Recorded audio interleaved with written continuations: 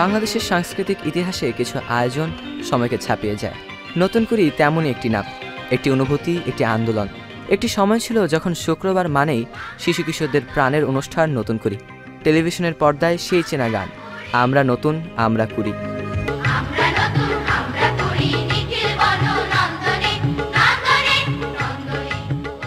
এই গানটি শোনা মানেই নতুন প্রতিভা খোঁজার সূচনা।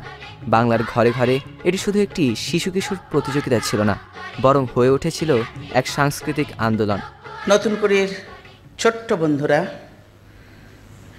তোমরা সবাই আমার শুভেচ্ছা নাও। ভালো আছো তোমরা? আমাদের এই দেশটাকেও আরও সুন্দর করে গড়ে তুলতে হবে, সে ব্যাপারে তোমাদের ওপর আমার অনেক আশা। দীর্ঘ প্রায় ২০ বছর বন্ধ থাকার পর সেই অনুষ্ঠান আবারও ফিরেছে বাংলাদেশ টেলিভিশনের পর্দায়। এর ফলে দেশের সাংস্কৃতিক পরিমহলে নতুন করে প্রাণচাঞ্চল্য ফিরে এসেছে। নতুন করি হচ্ছে শিশু শিল্পীদের জন্য বাংলাদেশি রিয়েলিটি টেলিভিশন প্রতিযোগিতা। নতুন করি বাংলাদেশ টেলিভিশনে শুরু হওয়ার প্রথম বছর থেকেই দেশজুড়ে ব্যাপক সাড়া ফেলে দিয়েছিল। শিশুদের কণ্ঠে আবৃত্তি, শুদ্ধ উচ্চারণে গান, মনোমুগ্ধকর অভিনয় আর হৃদয় ছোঁয়া নৃত্য, এসব যেন দর্শকদের নতুন আশায় ভরিয়ে তুলেছিল।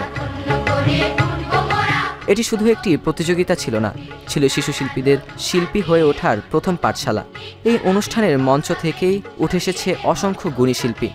আজ যারা বাংলাদেশের নাটক, সঙ্গীত, নৃত্য সহ সংস্কৃতির প্রতিটি ক্ষেত্রে উজ্জ্বল নক্ষত্র, তাদের অনেকেরই যাত্রা শুরু নতুন করি থেকে।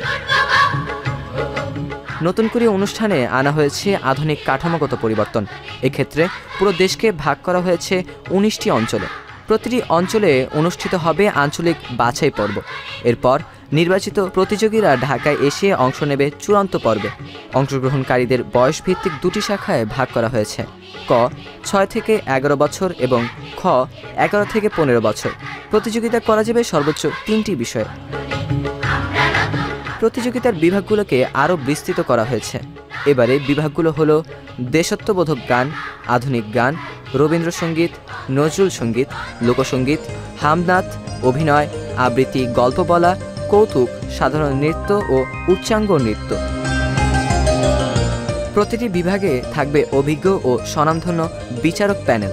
এছাড়া অনুষ্ঠানটি আধুনিক প্রযুক্তির মাধ্যমে সম্প্রচার করা হবে, যাতে দেশের প্রতিটি প্রান্ত থেকে মানুষ অংশগ্রহণকারীদের সৃজনশীলতা দেখতে পারেন।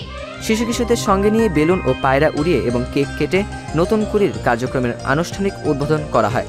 এ সময় শিশুরা গাইছিল নতুন কুড়ির বিখ্যাত থিম সং আমরা নতুন আমরা কুড়ি। ফাহিম রহমান, মুক্ত খবর, ২১ টেলিভিশন, ঢাকা।